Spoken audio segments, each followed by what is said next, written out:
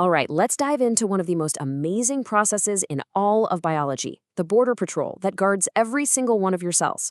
Now, this isn't some boring, static wall. Oh no, it's a living, thinking gatekeeper, and it's making critical decisions every single second about what gets in and what gets kicked out.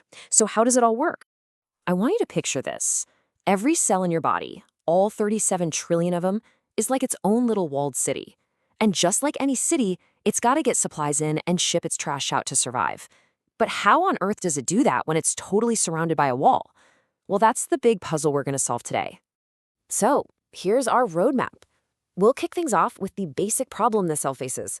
Then we'll look at all the clever solutions it's come up with, from the super easy downhill methods to the ones that take a ton of energy, the uphill battles. And finally, we'll see how it handles the really big stuff, the special deliveries. Okay, let's start with the big one, the cell's border problem. I like to call it the gatekeeper's dilemma. See, this membrane has to be selectively permeable. It can't just be a sealed-off fortress, because then the cell would starve. But it can't be wide open either, or it would just be total chaos inside. It has to be this incredibly smart, precise filter. When you get right down to it, there are really only two main ways to get across this border. First, you've got passive transport. This costs the cell absolutely nothing. It's like hopping in a raft and just floating down a river with the current. And then there's active transport. This is the hard way. The cell has to burn energy for this one. It's like getting in that raft and trying to paddle upstream against the flow. So let's talk about the easy way first, passive transport. This is the going downhill method. It's all about letting nature do the heavy lifting, just letting things move from a place where they're all crowded to a place where there's more space. And the best part? The cell doesn't have to spend a single drop of its precious energy. And the engine that powers all of this is something called the concentration gradient. It's really just a basic law of physics. Molecules, they just don't like being crammed together. They naturally want to spread out, moving from where there's a lot of them to where there are fewer. Think about what happens when you put a drop of food coloring in a glass of water. It just spreads out all by itself. Same idea. The simplest version of this is called, simple diffusion. If a molecule is teeny tiny and it's okay with fat, like oxygen or carbon dioxide, it can just sneak right through the cell's fatty membrane. There's no bouncer, no special doorway, it just waltzes right in from high concentration to low. No ticket needed.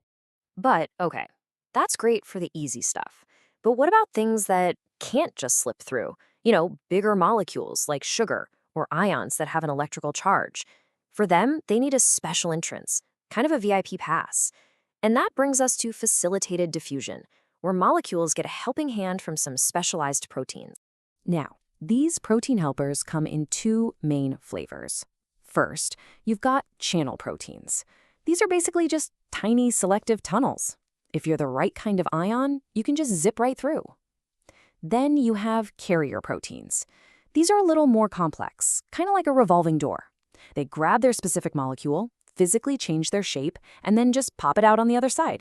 Now, here's the catch. Unlike the free-for-all of simple diffusion, these protein helpers have rules. First off, they're super specific. A glucose helper will only help glucose, period. Second, they can get totally overwhelmed. We call this saturation. If all the helpers are busy, stuff just has to wait in line, which means there's a speed limit. And finally, you can have competition. If two molecules look kind of similar, they might end up fighting for the same ride, which slows things down for everybody.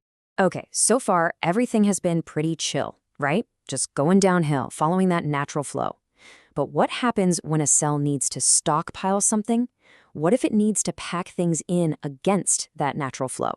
Well, that's where we get to the hard work. Welcome to Section 4, Active Transport, the uphill battle. And here's the crucial part.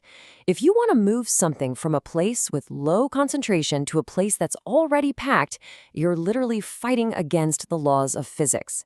And that fight is going to cost you. The cell has to pay for it, and it uses its universal energy currency, a little molecule called ATP. It's basically the cell's cash.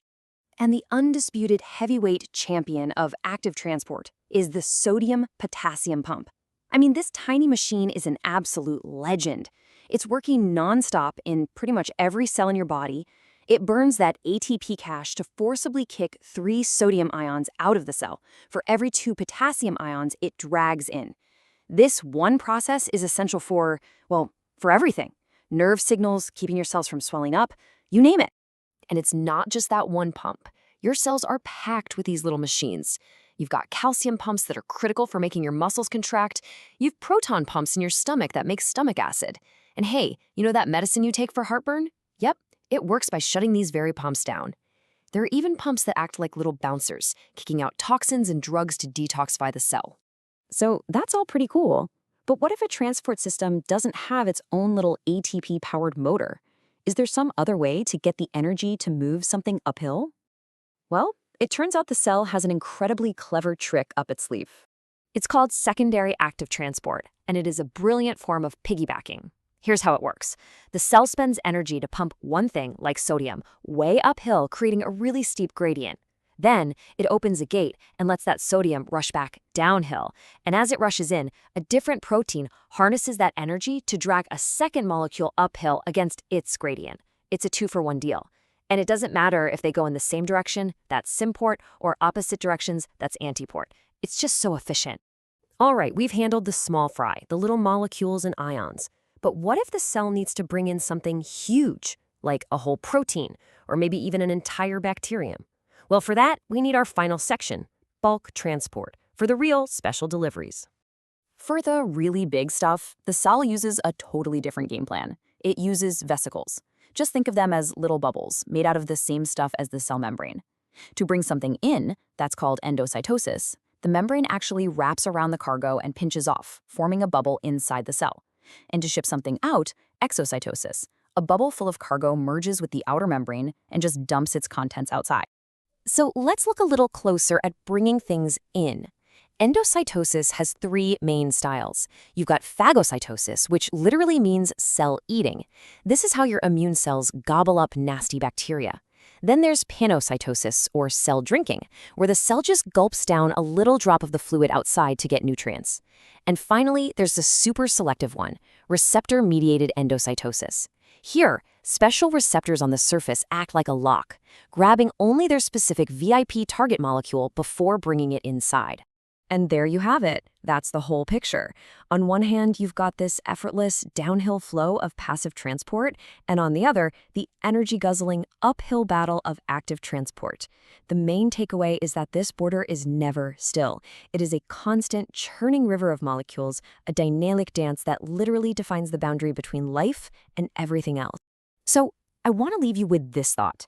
All of this incredibly complex, energy-hungry machinery, it isn't just a diagram in a textbook. It is happening right now, nonstop, in every single one of your trillions of cells. So what does that tell you about the absolutely immense, relentless energy it takes just to be alive?